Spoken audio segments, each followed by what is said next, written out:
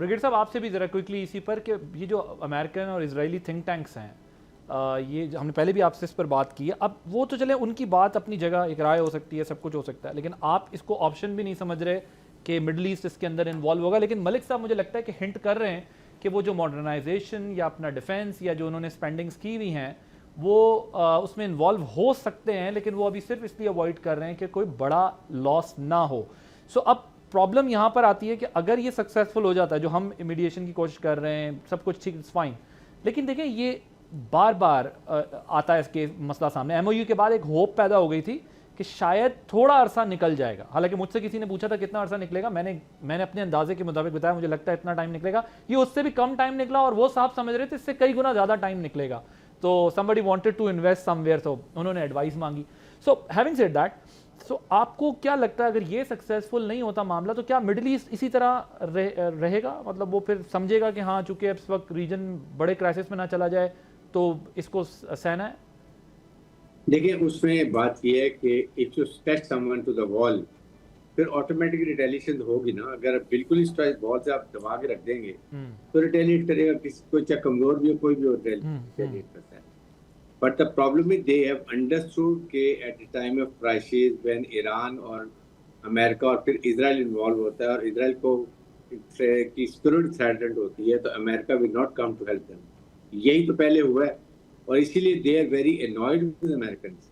They feel American they betrayed them कि जी आपने हमें इतनी सिक्योरिटी दी, इतना 3.3 ट्रिलियन का वेपन एमुनिशन भी आपने खरीदा, लगाया, इंस्टॉल किया, और जब वक्त आया आप जाके इजराइल की सिक्योरिटी तेरे के हमें छोड़ दिया, बर्डन कर दिया, जिस वजह से वो complain. And now they have realise अब आपको खुद स्ट्रांग होना पड़ेगा और इस्लामिक ममालिक को कि इनकी भी सिक्योरिटी डायनामिक चेंज होगी। सोच रहे हैं इजिप्ट है, पाकिस्तान है, देन तुर्की है, ये ममालिक साथ चाइना, टेक्नोलॉजी, उसकी साइबर वॉरफेयर, इलेक्ट्रॉनिक वॉरफेयर, तो काफ़ी चीज़ें सोच अब बदलनी शुरू हो जाएगी। लेकिन it will take some more time, 4-5 साल के बाद ये सोच बदलेगी। लेकिन इस स्टेज के ऊपर मेरे ख्याल में जितनी भी कोशिश हो सकती है यहाँ पर इसको ठीक कर होना चाहिए।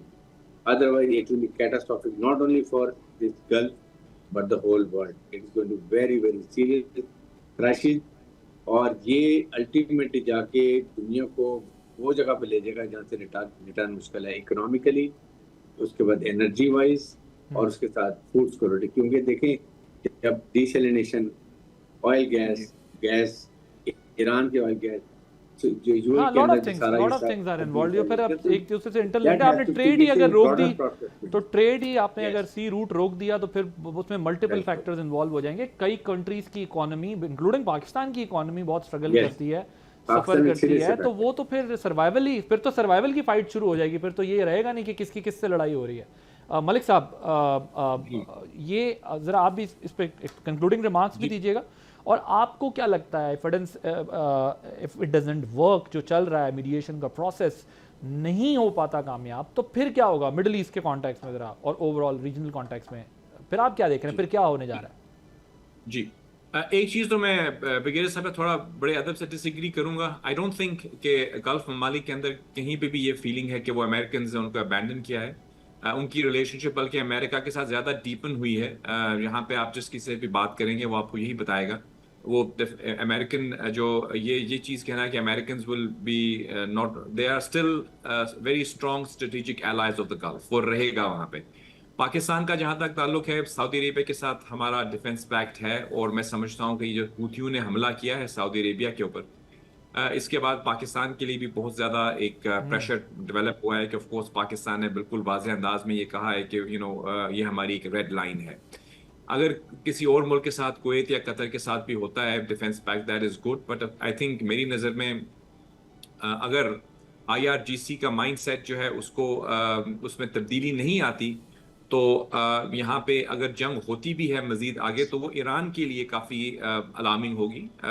बाकी ऐसी बात नहीं है कि वो चोक कर देंगे, जो उनकी बातें हैं क्लेम ये हम बाबा मंदब बंद कर देंगे, चलें ठीक है वो करेंगे, लेकिन ऑफ कोर्स ऐसा नहीं है कि आप किसी बराबर के मुल्क के साथ बात कर रहे हैं। यहाँ पे एक सुपर पावर है अमेरिका ने रिस्ट्रेंट दिखाई है किसी हद तक, वो भी पाकिस्तान की एफर्ट्स पर। तो दुनिया भर में ऐसी लोगों ने एफर्ट्स की हैं कि इस मामले को रोका जाए, लेकिन अगर वहां से रिस्पांस नेगेटिव रहेगा, तो अब ये एक्सपेक्ट करना है कि अमेरिका जो है वो पीछे चला जाएगा, I would be very shocked rather ऐसा होगा। I would although I don't want it to happen, लेकिन मुझे नहीं लगता कि अमेरिका पीछे हटेगा और इस मसले का जो डिसाइसिव जब तक आउटकम नहीं निकलता उस वक्त तक वो इस खित्ते से बाहर नहीं जाएगा। बल्कि ये तो सवाल IRGC के लिए है कि वो रास्ता फराहम कर रहे हैं इस किस्म के हमलों से अमेरिका को मजीद ज्यादा डीपन करने का यहाँ पे, और इनफैक्ट एक जवाब पैदा कर रहे हैं कि इसराइल भी जो है वो भी इंगेज रहे। बिकॉज अगर आप सपोजिंग अगर आप एक मिनट की तस्वुर कीजिए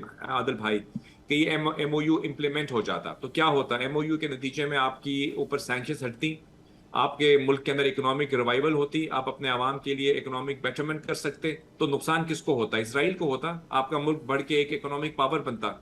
ये समझ नहीं आ रही IRGC को। IRGC ये समझते हैं कि सिर्फ जंग ही वाहिद मसले का हल है, लेकिन दरअसल वो जंग करके उन ममालिक को टारगेट करके जो कि आपके लिए मीडिएट कर रहे हैं, मसलन कतर और पाकिस्तान की सिचुएशन को मुश्किल पैदा करके हूथियों से अगर आप हमला करते हैं सऊदी अरेबिया पे, तो पाकिस्तान के लिए भी तो मुश्किल पैदा हो रही है। तो इन सूरत हाल में जब आप तमाम खित्ते के लोगों के लिए मुश्किल पैदा करेंगे तो आप समझेंगे कि आपके लिए आसानी होगी, तो ये तो मुमकिन नहीं है। डेफिनेटली एक वक्त ऐसा आएगा जब everybody will run out of patience. और अभी इनके विजिट्स हो रहे हैं, कुछ वुज़रा मैंने देखे हैं इस्लामाबाद आ रहे हैं, लेकिन again I will with all due respect से कि क्या ये लोग डिसीजन मेकर्स हैं? That is a question. इनसे मुलाकातें आप जितनी मर्जी कर लें, डिसीजन मेकर्स तो ये नहीं है। आपने देखा कि तालिबान साहब जो कि चीफ नेगोशिएटर थे, उनका इंटरव्यू चलते हुए रोक दिया गया, यानी उनके खिलाफ नारे लगे। तो आप मुझे बताइए कि वहां पे so they are buying time, आप कह रहे हैं वो वक्त हासिल करना चाह रहे हैं। I mean, it's the $1 million question. I don't have an answer for this, but जी क्विकली मैं आई हैव टू कंक्लूड। जी अब्बास साहब, बस मैं कह रहा बिल्कुल सही है, एंडोर्समेंट ऑफ व्हाट मलिक साहब एंड एवरीबॉडी सेड, बट ये भी परसेप्शन कि अमेरिका जो है वो is a liability to the Middle East, ये भी अंडरस्टैंडिंग है, चाहे वो जितना आने की कोशिश सब डाइवर्सिफाई कर रहे हैं। UAE national security adviser, the Saudi foreign minister was in China. तो आप ये देखेंगे कि ऑफ कोर्स जो चाइनीज थ्रू पाकिस्तान जो है, और ऑफ कोर्स पाकिस्तान तुर्की और ऑफ कोर्स जो नया जो इसके बाद जंग के बाद भी जो IMAC के अगेंस्ट एक नया पूरा एक मैकेनिज्म और सिक्योरिटी वो बन रहा है पैराडाइम, जिसमें ऑफ कोर्स इजिप्ट भी शामिल है। They will take on the Israeli, of course, proxies too as well. IRGC, of course, is an evil force, but वो जो IMAC का जो पूरा जो है वो भी is a problem, and the world and the Middle East has realized that too. देखिए after the Israeli attack on Qatar जो था, वहीं पे कतर को सऊदीज को अंडरस्टैंडिंग आई कि अमेरिका रिलायबल पार्टनर नहीं है, कतर में बैठा हुआ था जब भी उन्होंने पाकिस्तान के साथ डिफेंस सिक्योरिटी एग्रीमेंट साइन किया। आपकी बात सही है, लेकिन आप देखिए कि ये जितने भी अलायंसेस आप हो रहे हैं वो अपनी जगह पे ठीक है, कहीं भी डाइवर्सिफिकेशन हो सकती है, बट ये कहना कि अमेरिकन्स विल पुल आउट, ऐसा नहीं होगा। दूसरी बात, primary security providers Americans, Egypt और आप तुर्की की बात कर रहे हैं, Egypt and Turkey both have diplomatic relations with Israel, वो एक उनका different mind, working in a different. Actually we are running out of time, otherwise we would have discussed more, because हमें एक चीज़ बिल्कुल ये डिफरेंट, बल्कि बहुत इंटरेस्टिंग डिबेट इसके ऊपर मजीद हो सकती है, जो मैं अभी तक आप लोगों की डिस्कशन से समझा। देखिए अमेरिका की हिस्ट्री हमें ये बताती है कि अमेरिका जिस मुल्क में गया है, अनफिनिश्ड एजेंडा और अनफिनिश्ड अपनी वॉर छोड़ के वो रीजन डिस्टर्ब हो गया है पूरा, और अमेरिका को एक बुल कंसीडर किया जाए, और इस वक्त जो उसके ओपोनेंट फोर्स है, मैं ज़ाहिर उस पर कोई टर्म यूज़ नहीं कर सकता, हम सभी बल्कि जैसे बीइंग पाकिस्तानी ऐसी पोजीशन में है कि एनालाइज करते हुए भी हमें बहुत एहतियात करना पड़ता है, क्योंकि हम मीडिएटर भी हैं और बीइंग रिस्पॉन्सिबल नेशन हमें बहुत सारे अल्फाज का इस्तेमाल देख के करना पड़ता है। प्रॉब्लम यह है कि बुल एंड चाइना शॉप वाला माहौल है। सो अगर इसको सही तरीके से बाहर ना निकाला गया तो वो जो कुछ अफगानिस्तान में हुआ, जो कुछ इराक में हुआ, जो कुछ पीछे हुआ, वो माहौल नहीं बनना चाहिए जिसकी पूरे रीजन ने फिर कॉस्ट पे की है।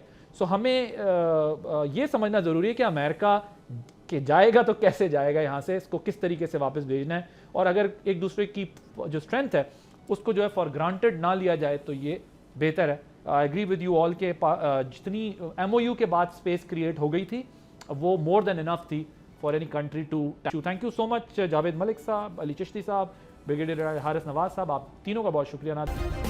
सब्सक्राइब करें और बेल दबाएं ताकि कोई खबर रह न जाए।